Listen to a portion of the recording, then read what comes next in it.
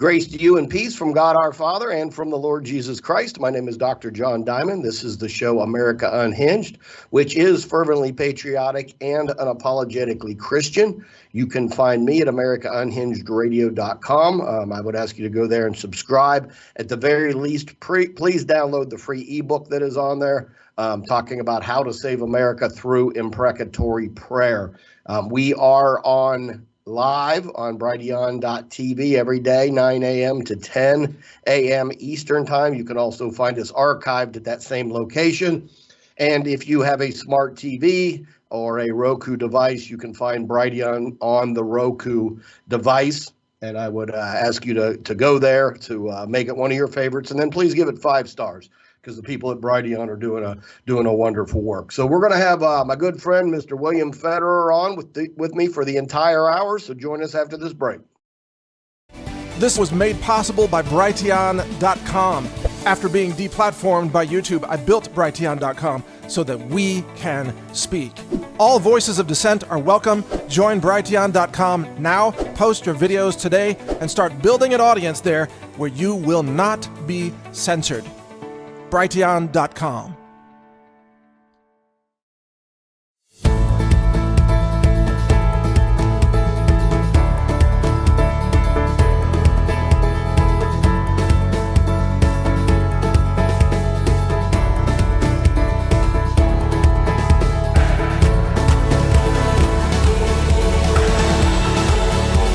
Thanks for your support of this platform. Use the code BTV at checkout for additional savings. BrighteonStore.com. The Cali Key easily converts your AR rifle to bolt action, allowing you to keep the rifle you love in assault weapon jurisdictions. The Cali Key is a true fast drop-in solution. No permanent changes to your rifle. Import, transport, own, and have fun with your AR. Why the Cali Key? Because a bolt action is not an assault weapon. Stay future ready from gun bans with the Cali Key. The Cali Key also lets you quickly and easily build your ideal hunting rifle, lets you build a quiet suppressed rifle, and benefits your long-range precision shooting. Available now at CaliKey.com with free shipping.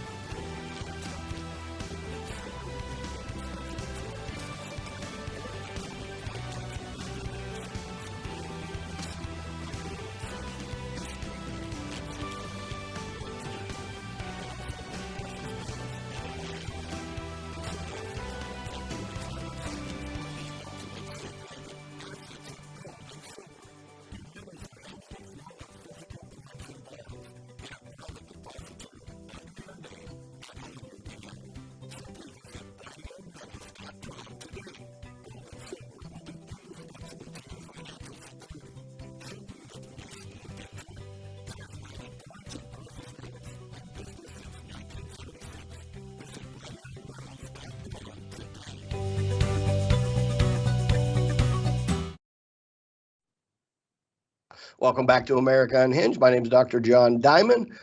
Today with me, we are going to have my good friend William Federer, who's been in this fight probably longer than I have.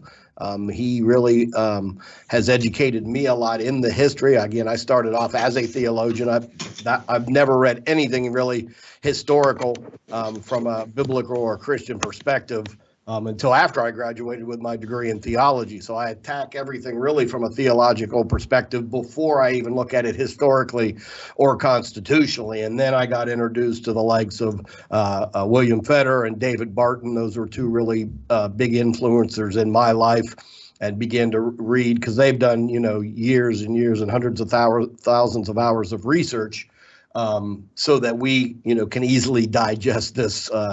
So they went through all the dry, dusty manuscripts that most people would find boring, and they give us the information that we need. So with it just being the Christmas season and Christmas just passed, I want to read from Luke 2, and this is really a follow-up to an email that I got from the American Minute from Will Federer. Let's look at 2, and I'm going to Luke 2, and I'm just going to read verses 8 through 11. And it says this: "And now there were in the same country shepherds living out in the fields, keeping watch over their flock by night. And behold, an angel of the Lord stood before them, and the glory of the Lord shone around them, and they were greatly afraid. Then the angel said to them, "Do not be afraid, for behold, I bring you good tidings of great joy, which will be to all people." Now remember, all people, not just the Jews. "For there is born to you this day in the city of David a Savior, who is Christ the Lord." Now, I don't care really what you believe or what perception you have of history, but you really cannot deny the impact that the birth of this one little baby has had on the entire human history. I mean, matter of fact, our entire calendar is based on that. And to say that one little baby being born in a manger was just happenstance or was unimportant, and I mean, you can't say that. As I was walking around praying about the show this morning, I was reminded of Acts chapter 5, when they were talking about, censoring, so to speak, the apostles for preaching the name of Christ. And one of the Pharisees got up and said, "Hey guys, check us out. Remember when this other guy rose up and claimed to be somebody and he wasn't, and all of his disciples, just fell away?"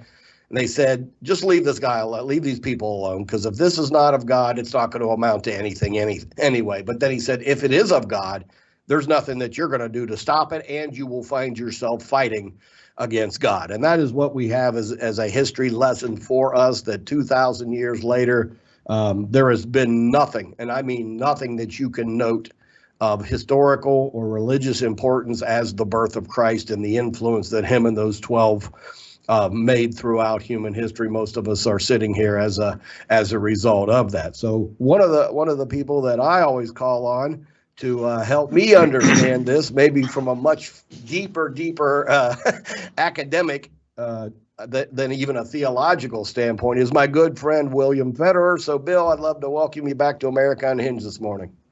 Well, Dr. John, great to be with you. So you've done the deep dive into the date. You've done a deep dive into a lot of this. I read your email, I think that came out last week. And if you don't subscribe, please subscribe to the American Minute. Get the email updates. Man, they're just so fun to read, and they're very short. He could do an entire television program himself just on his American Minute, and that's what we're hoping and praying that will end up happening. But talk to us about the date. Tell us about that email that you had just sent out about nothing has impacted human history like the birth of this child. Well, I think it's important for us to do a little homework on the date, because the other side is saying, well, it was a Babylonian holiday, or it was a Roman Saturnalia, or they tried to attack the date. And as a result, young Christians think they'll do a Google search and they'll pull up stuff and it'll shake their faith. And so if we look at the date of December 25th, first of all, Saturnalia was celebrated on December 22nd. That's the winter solstice. That's the shortest day of the year. The others, prior to the discovery of the Dead Sea Scrolls, you had Bible commentators saying, well, maybe Jesus was born in September, or maybe there were it was, in the summer because the shepherds wouldn't be in the field in wintertime. And when we examine that, this was Bethlehem. It's on the road to Jerusalem. And in Jerusalem, they had sacrifices every day of the year. And so they would have sheep and shepherds out in the fields every day. And then you look at the climate. The average climate of Bethlehem and Jerusalem is 50 degrees. It's very similar to Dallas, Texas. And so there wouldn't be any problem with sheep outside all year round in that type of climate. But as far as the date, there's a number of puzzle pieces, and the missing piece was the Dead Sea Scrolls. And let me get into that. So the book of Luke says that Zacharias, who is the father of John the Baptist, that he was in the temple on the or for a feast. He's offering incense, and then there's this one little line, and it says Zechariah was of the priestly division of Abijah. And we don't know what that means. Well, it was King David that divided the Levite priests into 24 groups, and each group, each division or course, took 1 week a year 2 times. So they would have it 6 months apart. But these 24 groups, right? 24 times 2 is 48. And then they had the last couple weeks in there that they worked something out. But nevertheless, you had these 24 family groups. And Abijah is one of those. But we didn't know the order of them. Where does Abijah fit in? It's not listed in the Bible. It just says David broke the Levites into 24 groups, and then Solomon implemented them serving the temple, but it doesn't list 24 groups. The Dead Sea Scrolls does. It's called the Sacerdotal Rota System, and Abijah is family group number 8. Now, we still don't know when they start. It could start any week of the year, and so now we need another piece of the puzzle, and that's Josephus, and he kept a detailed record of the destruction of Jerusalem, and he listed the date that the temple in Jerusalem was destroyed. And when you translate the Jewish date to the Roman date, it was the first week of August of 70 AD. And Josephus mentioned that the priestly course or family division of Jehoiarib was on duty. Well, that is the priestly division number 1. And so if Jehoiarib is on duty the first week of August of 70 AD, then we know that you count down 8 weeks, you come up to the last week of September. And so the last week of September is the Day of Atonement, very important date in the Jewish calendar, and the Feast of Tabernacles. And that's why there would have been people waiting outside of the temple for the Zacharias to come out. Anyway, so if Zacharias is in the temple the last week of September and his wife Elizabeth conceives John the Baptist, by the way, the Eastern Orthodox Church, as well as the Lutheran and Anglican and so forth, acknowledge and celebrate that last September 23rd as the date of the conception of John the Baptist, the forerunner of Christ. And so if John the Baptist is conceived last week of September, then the gospel says that the angel appears to Mary and she conceives the Holy Spirit, and the angel tells her that your cousin Elizabeth is in her 6th month. And so 6 months after the end of September is the end of March. And so March 25th is the traditional date of the Annunciation, when the angel appears to Mary.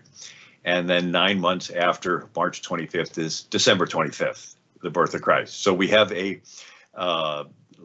legitimate timeline that's scripturally based for December 25th being the actual date of Jesus' birth. And I love the fact that you brought up all the priestly courses too, because I mean, you know, as a theologian, that's something I've studied quite a bit. You don't really even hear that taught or explained really in sermons. I mean, maybe in a deeper course, but like you said, they were there. They weren't there. The priests weren't there the whole year. Remember, they were scattered throughout all the tribes of Israel. They only came in really for their 1 week. And did their thing, and they did that twice a year. But then there was also the pilgrimage feast, which I believe was Passover, Pentecost, and the Feast of Tabernacles, where all the people had to come. So that's why everybody was there at Pentecost. Everybody was there at Passover, and again. So you know you have several other weeks in there that it was mandatory that everybody came to Jerusalem anyway. So yeah, I love the fact that you brought up those priestly courses. And it really does. It really takes a deep dive into this stuff, because the more I study it, man, the more my faith is built up, the more it's secure. And just like you said, the enemy uses it just in the opposite to try to destroy people's faith. So that's why we need to study to show ourselves approved. We need to quit binge watching Netflix and start reading some of Bill Federer's books, and your faith will be buoyed a whole lot more. So go ahead and continue there, Bill. Well, all this information, by the way, is in a book called There Really Is a Santa Claus, The History of St. Nicholas and Christmas Holiday Traditions. And so my website's AmericanMinute.com. We've currently sold out of the book, so it'll take you to Amazon.com to order it until we get some more. But nevertheless, the other thing I bring out in that book is that Jesus knew from the beginning that his purpose was to be the sacrifice, that he would tell his disciples, I'm going to go to Jerusalem. They're going to spit on me. They're going to mock me. They're going to crucify me. On the third day, I'll rise again. Unless the Son of Man be lifted up, then he'll draw, all men will be drawn unto him, and so forth. So the picture is that God is a just God, and he can't help it. It's his nature, and being just means he has to judge every sin. If he does not judge a sin, his silence is effectively giving consent to the sin. And in common law, it's called the rule of tacit admission. It's there in old wedding ceremonies. So you're at a wedding and the pastor says, anybody that's against this wedding, speak now or forever hold your peace. If you're sitting there silent, your silence is giving consent to the wedding. Your silence gives consent. So if there are sins going on and God is silent and not judging them, he's effectively giving consent to the sin. And if God gives consent to sin, he's no longer a just God. He denies his just nature. He denies himself, and he cannot deny himself. So he has to judge every sin. But he has a plan, the plan of redemption. His own son would become the lamb and take the judgment for the sin. And so we have the one story in the Bible of Abraham and Isaac going to the top of Mount Moriah. And Isaac says, Father, we have the wood for the sacrifice and we have the coals for the fire for the sacrifice, but where is the sacrifice? And Abraham says, Son, God will provide himself a sacrifice. And it has a double meaning. God will provide a ram up in a bush, I'm trusting. And then God will provide himself as the sacrifice. And that's what happened. Jesus, the second person of the Trinity, the only begotten Son of God, became the Lamb. And he took the wrath of God, the judgment of God that we all deserve. He took it upon himself on the cross. And so this way, God is a just God in that he judges every sin. He's a loving God in that he provided the Lamb to take the judgments for the sin. And that's why we approach this almighty, all perfect, all just God through Jesus, through the Lamb that he provided, and our judgment's paid. And we can approach God without any fear of sin, without any consciousness of sin, without any guilt, because Jesus took it all in our place. Anyway, so there's a mark in the Bible. Jesus says, the Son of Man came not to be served, but to serve, and to give his life a ransom for many. And with that, now in the book, I go through lots of other fun traditions. I go through the St. Nicholas tradition. I go through how he was the most popular Greek Orthodox saint. So St. Nicholas is to Greeks what St. Peter is to Roman Catholics. And Nicholas lived during Roman times, gave to the poor. There was this movement that was beginning called monasticism, where if you really got converted, you were expected to give away all your money and join a monastery. And we'll never see you again. And so Nicholas decided that he got saved and he wanted to give away his money and join a monastery. Mount Zion in the Holy Land was going to be the one. And so he wanted to give away the money and have the credit go to God, not to himself. So he would do it secretly at nighttime, and he'd throw the money in the window of poor people. Supposedly it would land in a shoe or a stocking that's drying by the fireplace. And so that's where those different traditions came from. And he dies on December 6, 343 AD. There's lots of stories.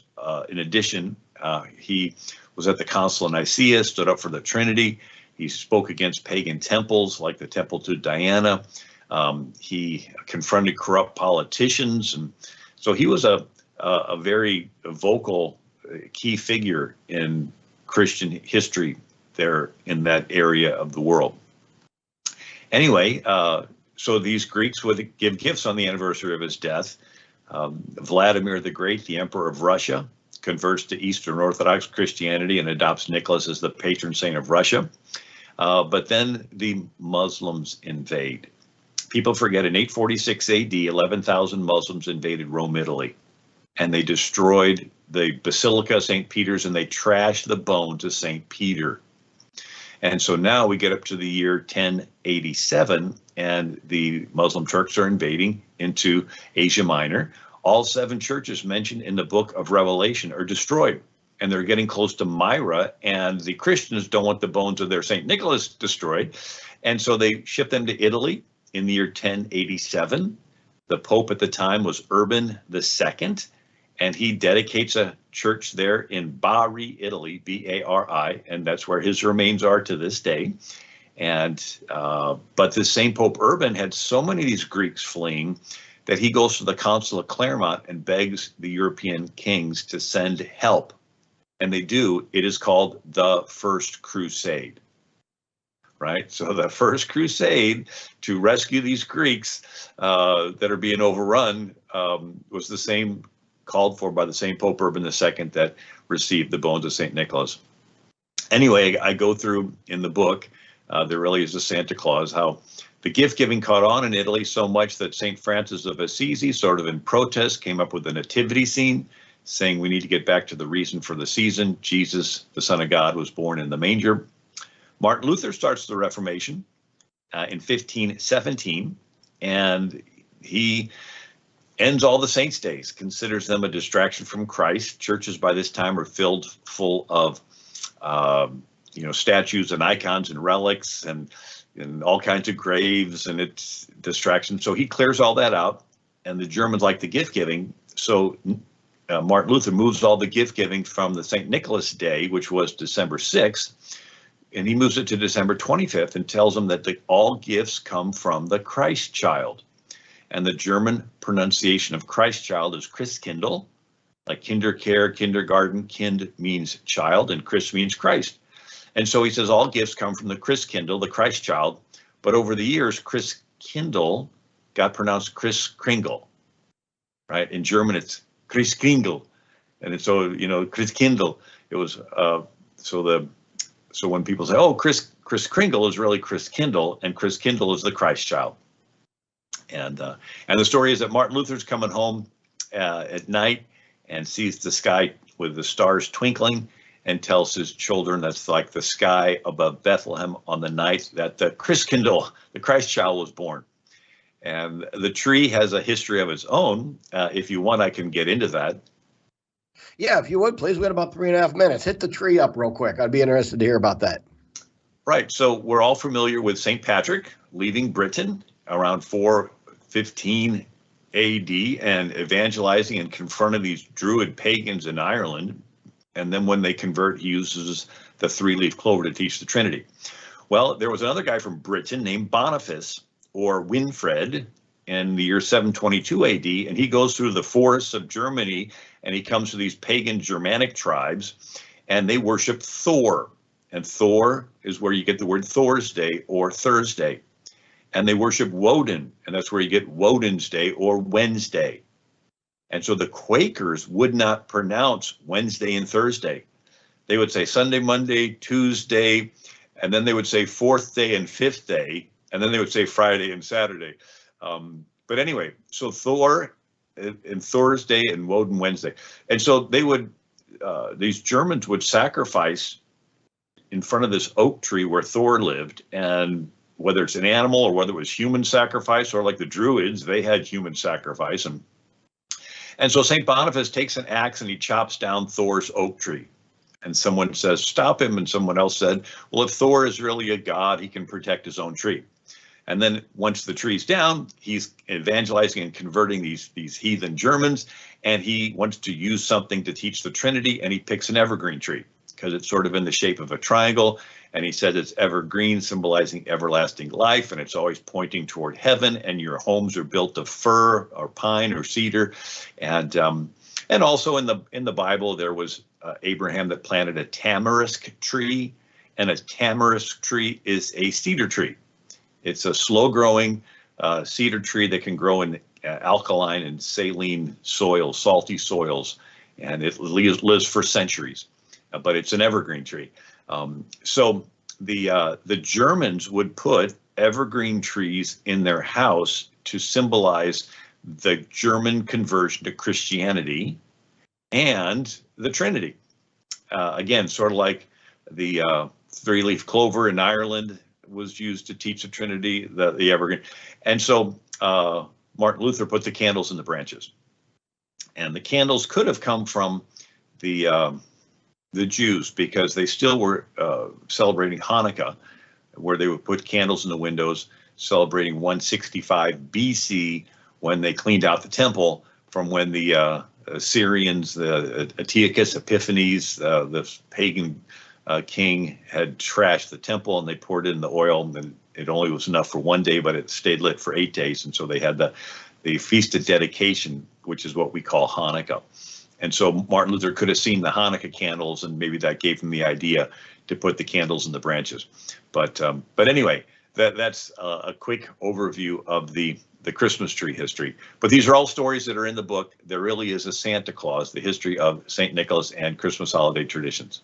And that's why I think it's so important for people to read your book, and especially read it around Christmas, is because we've been told that all of this stuff is pagan, and that to do any of this is pagan. That's just not true. And I'm going to pick up on that after this break. Come right back. Something special about the importance of satellite phones as a backup. And I want to bring this in because satellite phones are becoming the backup plan. I can call anybody on a cell phone, they can call me. I can call anybody on landline, they can call me. And you get it for $99 a month and 150 minutes, your minutes roll over. I can speak for myself, and I know a whole lot of people say, amen, when you have loved ones or you can't connect or get information. I'm amazed at how much leeway it has. In fact, I've got one of those bandwidth devices that Tina sent me for emergency bandwidth backup. So in case I need to publish, I can take that on the road with my laptop, and I can have bandwidth working via satellite from anywhere on the road at any time. Information or breaths of freedom. Again, you can go on Mike's website. The satellite phone is a necessity. But this thing actually exists. You can use it today. The Cali Key easily converts your AR rifle to bolt action, allowing you to keep the rifle you love in assault weapon jurisdictions. The Cali Key is a true fast drop-in solution. No permanent changes to your rifle. Import, transport, own, and have fun with your AR. Why the Cali Key? Because a bolt action is not an assault weapon. Stay future ready from gun bans with the Cali Key. The Cali Key also lets you quickly and easily build your ideal hunting rifle, lets you build a quiet as suppressed rifle, and benefits your long-range precision shooting. Available now at CaliKey.com with free shipping.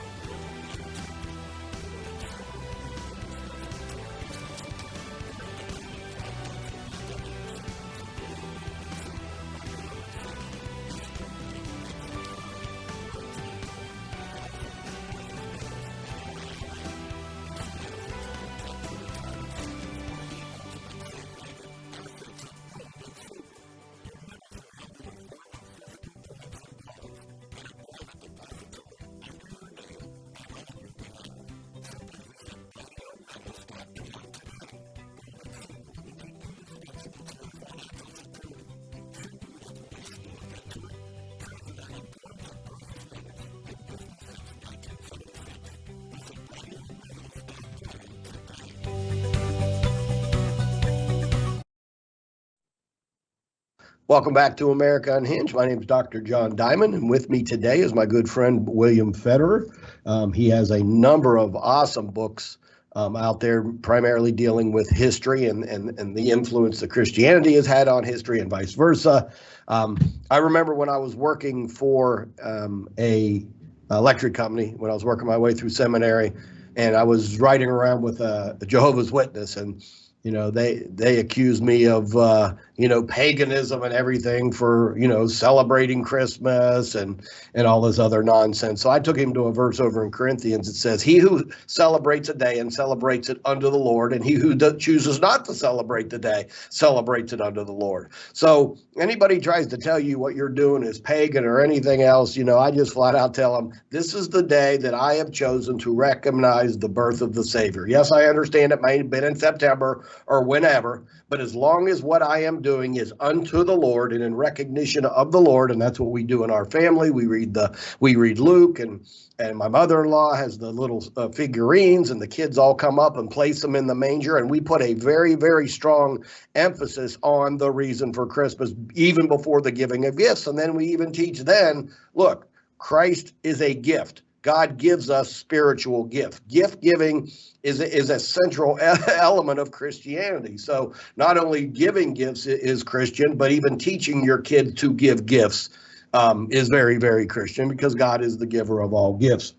That's why I just love what William Federer does here, talking about just, kind of just destroying all these false accusations of paganism and everything else. And if we understand the root of it all, our faith won't be as kind of hindered as much as it seems to be. So we're going to make a little bit of a transition here. William, I want to welcome you back on. Is there any closing thoughts you want to have on the Christmas? Or I really want people to understand your socialism book, because it's a very, very important, especially for what we're dealing with in America.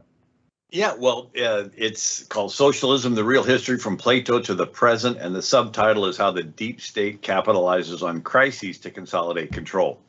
And so socialism is basically a bait and switch culturally. Promises heaven, delivers hell. Promises utopia, delivers dystopia.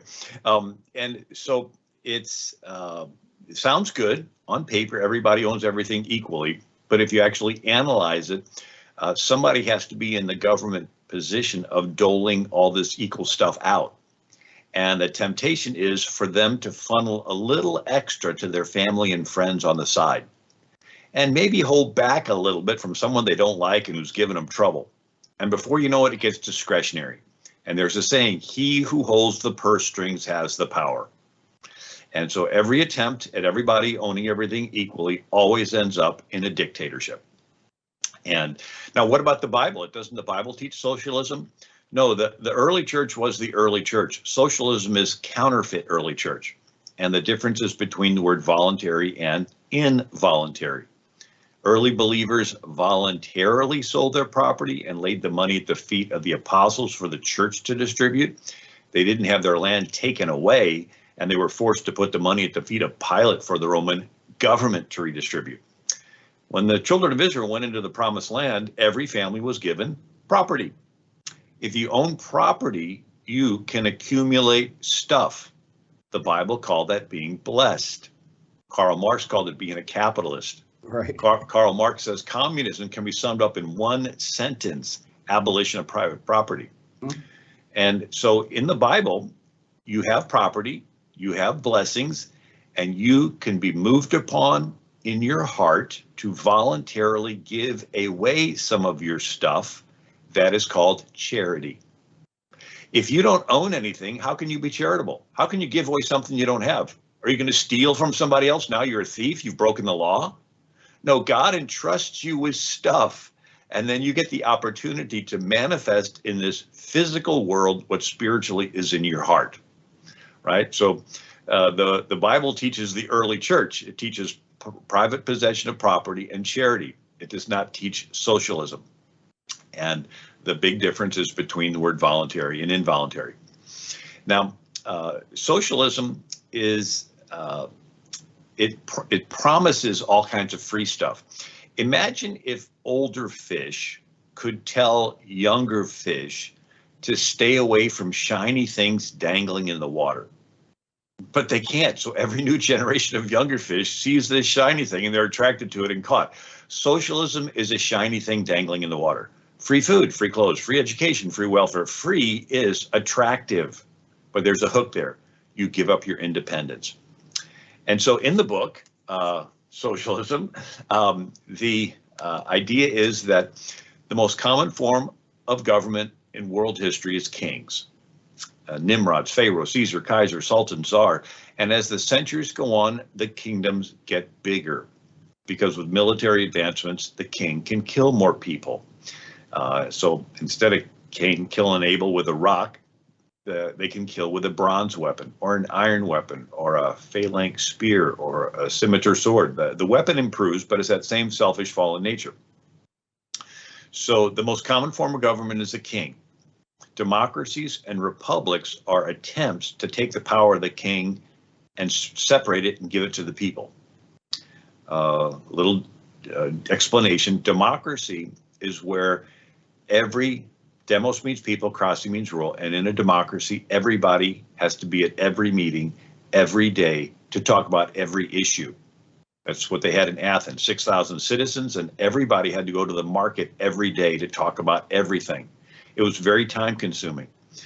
A republic is where you take care of your family and your farm, and you have someone in your place that goes to the market every day and talks politics. They are your representative.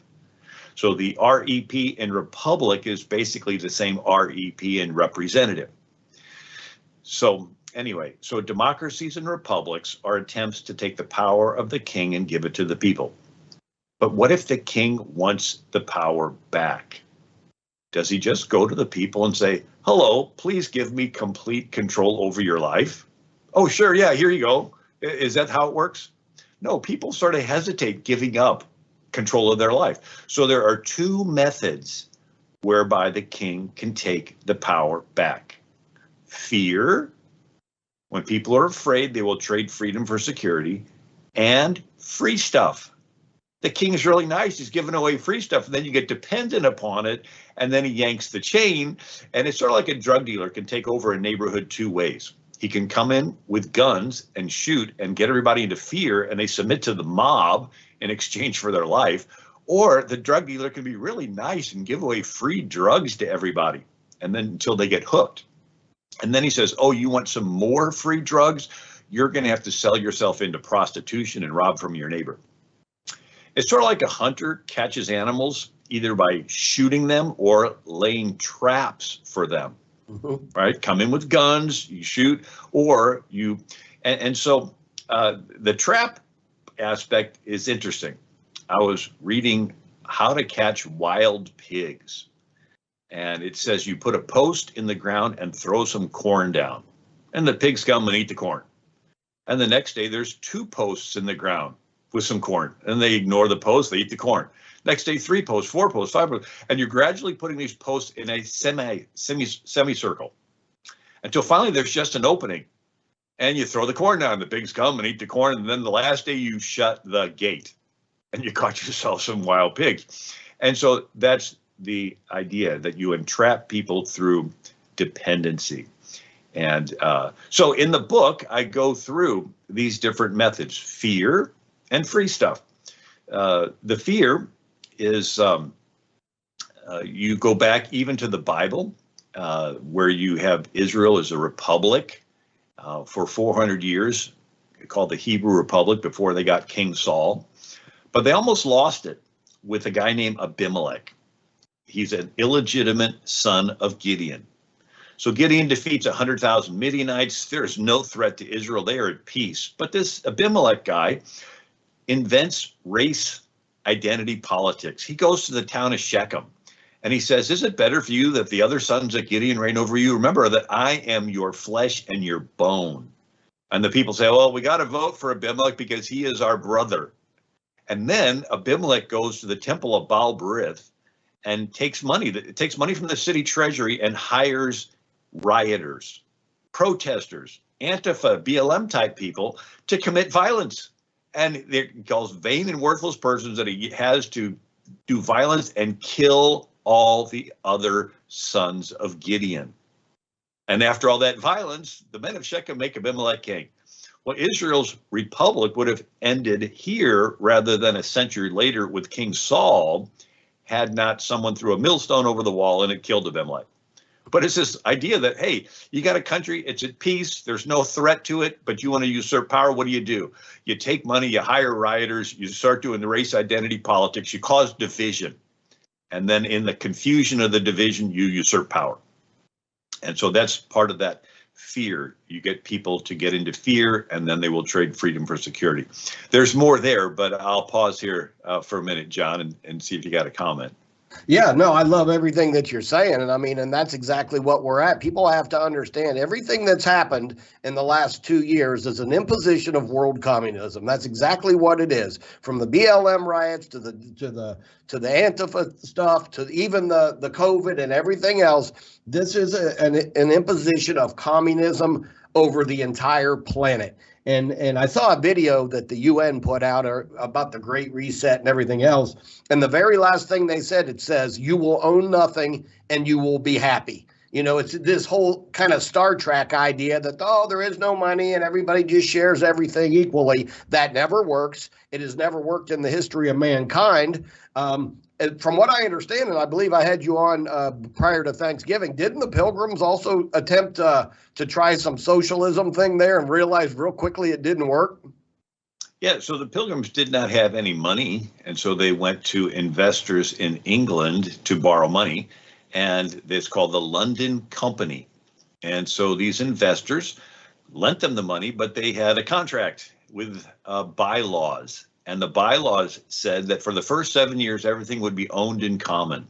Everything gained by cooking, hunting, fishing, trading shall go into ye common stock. And everyone's livelihood and food and apparel shall come out of ye common stock, right? So you work, it goes into this pot and everybody gets. William Bradford said they attempted it and almost starved to death. He said that the young man objected to doing twice as much work as the old guy, but got paid the same. The old guy objected to being classed and ranked in labor with the humbler and younger men, considered it an indignity and disrespect. The women objected to having to wash other men's clothes, and nobody wanted to go out and plant. All right. I mean, you got your spouse dying, your kids are dying. I mean, it's like, I don't have time to plant. And William Bradford says that they had to come up with a fitter plan, better plan, so that they would not suffer the misery of want. It's like starving through another winter. So after much discussion, it was decided that every family should get their own parcel of land. He said this made all hands more industrious. The women now went willingly into the field and took their little ones with them to plant corn, while before they would have alleged weakness, and to have forced them would have been thought great oppression. Right? And so they switched from company to covenant. They switched from involuntary to voluntary. And so again, this is the biblical idea that, look, you work hard, you get your stuff, but then what do you do with your stuff? Well, you provide for your own, but then you have stuff left over to be charitable with. And so the voluntary versus involuntary is sort of a big deal with God. When Moses was building the tabernacle in the wilderness, he didn't send his soldiers out to confiscate people's gold and jewelry. No, he said, whoever's heart is moved, whoever is willing, bring the stuff. And they were bringing so much stuff, he finally had to say, stop. When David is collecting money to set aside for his son Solomon to later build the temple, he gets all the leaders of Israel together and he says, I'm going to give, 3,000 talents of gold or something like that. And he says, what do you give? And it says that they gave like 5,000 talents, but they were moved upon in their heart. And David said, God, we're just giving back to you what you gave to us. And so this is the biblical idea that you're entrusted with stuff, and then you can be moved upon to voluntarily give some of it away. But basically, socialism is a sales campaign for dictatorship. But you can't come in and say, hi, I want to be the dictator. Give me control of your life. So you have to have these two tactics of getting people into fear and then also promising them free stuff. The fear aspect, one of the famous people is Machiavelli. He lived 500 years ago in Italy. Italy was a bunch of city-states that always fought. Venice, Genoa, Naples, Florence, Siena. So Machiavelli wrote a book called The Prince, where he advocated the ends justifies the means. The end of one prince controlling all of Italy is such a good end because it'll stop the infighting between these city-states that any means necessary to get there is justified. Lie, cheat, steal. So if a prince conquers a city, the people would hate him. But if the prince pays criminals like Abimelech did to kill cows, burn barns, smash windows, set things on fire, the people will panic and fear. And the prince will come in and say, I'll restore order. And he'll get rid of the very criminals he bribed to create the problems. Nobody will know the better for it. And everyone will praise the prince as a hero. So it's good marketing. You create the need and fill it. You go around the back of the house and set it on fire. And then you go around the front of the house and sell them a fire extinguisher. And they'll pay anything for it and even thank you for being there. So it's called Machiavellianism, where you create or capitalize on a crisis to consolidate control. And you know it better as the more modern quote, you never want a crisis to go to waste. It's an opportunity to do those things that you thought you couldn't do before, right? Rahm Emanuel and Hillary Clinton quotes him. And so this is the idea that we're observing before us, is the intentional creating and capitalizing on crises for the sole purpose of the government coming in, promising a solution, but their goal is to usurp power and set up a dictatorship. And so this has been studied throughout history. One of the classics is Karl Marx. And so do I have time to share that story? Yeah, let me just say something real quick before you do. I was talking to a group here recently, and they were like, we can't get anybody to work. And they said, well, I said, well, the government's paying them all kinds of money to sit at home. And I asked one young lady, I said, how much money would it take for you to sin against God? And she was like, what are you talking about? And I said, how much? If somebody came to you and said, I'm going to give you $1,000, break this commandment, would you do it? And they're like, no. I said, well, you're not working. I said, what's the commandment say? The fourth commandment, man shall work 6 days. That's a commandment. So there's jobs out there. You can work. You're not working because the government's giving you more than you could have made anyway. And you don't understand that you're just being enslaved, because once they got you on that shiny hook that you talked about, now they can control the rest of your life. So there are hundreds of thousands of jobs out there. You're commanded to work, get to work. That's the only thing I think the Lord wanted to say to somebody here today. So go ahead and pick that up. We got about 4 minutes left. Well, what you're talking about is called the Cloward-Piven strategy. Richard Cloward, Francis Piven were Columbia University socialist professors. And they said that there's two ways to institute socialism. One is through tanks, through the fear, and the other is through free stuff. And so they came up with this idea that basically FDR had put in place with the New Deal programs, but it was refined with Lyndon Johnson's Great Society welfare state. And so this was an intentional goal to get people to sign up for welfare.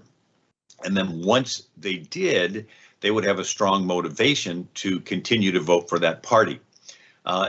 Imagine if you were getting a $1,000 check in the mail every week from someone you did not know. Week after week, month over, $1,000. After a few years of this, would you stop and ask yourself, who is sending me this $1,000 check every week? I'm going to find out who they are and vote them out of office. Would anybody do that? I mean, my kids got a couple more bills to pay. Let's keep it going a little longer. No, once you get people to receive free money from you, you have the strongest motivation for them to want to keep you in office. Right. And so this is the strategy. And then Lyndon Johnson also changed the immigration quotas. Prior to Lyndon Johnson, 1965, most immigrants came from Europe, and they had a work ethic where it was a social stigma to receive a handout. It was considered a personal failure to receive. And so they changed the immigration quota in 1965 to bring in more immigrants from poor third world countries. And they did not have that stigma, and they would immediately sign up for these free handouts. And then once they did, they would get hooked. I was in California, and there was a lady who was an attorney, and she was from an Asian country that had a lot of people come over as refugees decades ago. And she said, yeah, my parents came over and they signed up for welfare and, spend decades. And I keep trying to talk them into getting off of welfare, but they're afraid to. It's like, what? I mean, here she went to school and she became an attorney and she's successful, but her parents are afraid. They're good people. But once you get people to receive free money, then you can. So there's two ways of instituting socialism. One is you come in with tanks, and the other is called the Great Reset, that you intentionally, Lenin said, you grind the middle class out of existence between the two millstones of taxation and inflation. You tax them, take away their money, inflate them, all their savings disappears, can't buy anything. And then once they can't survive, they go to the government and they say, help. And the government says, we'll help. Here's a free check. Oh, and then when you want to continue to get the free checks, you're going to have to get the booster. Oh, another booster, another booster. Oh, we found out that you have guns in your yard. You're going to have to give up your guns in order to continue. But until pretty soon, you're trading all your freedom for this free check, and they've usurped control of your life. But these are some of the things that are in the book. It's called Socialism, the Real History from Plato to the Present. And the subtitle is How the Deep State Capitalizes on Crises to Consolidate Control. Hey, that's all great stuff, Bill. I appreciate you coming on the show again today. There is just so much wisdom and knowledge, and I definitely want to see you get your own program. So we'll talk about after this on one of the other endeavors that we're working with. What I have found is people will sit around and watch a 30-minute, hour video, and they won't read a book, and that's the problem I've had with some of my books also. So God bless you, brother. We'll have you on here in the next couple weeks. Yeah, if anyone is interested in the book, they can go to our website, AmericanMinute.com. Absolutely. So please go there, get those in your homeschooling groups. There is nothing better than either Wall Builders or Bill Federer's books to put in your homeschool program so they can learn the real history of not only America, but the world. So I appreciate everybody watching today. Join us again. Join me this afternoon as I'll be guest hosting Alan Keyes, but join America Unhinged again tomorrow. God bless.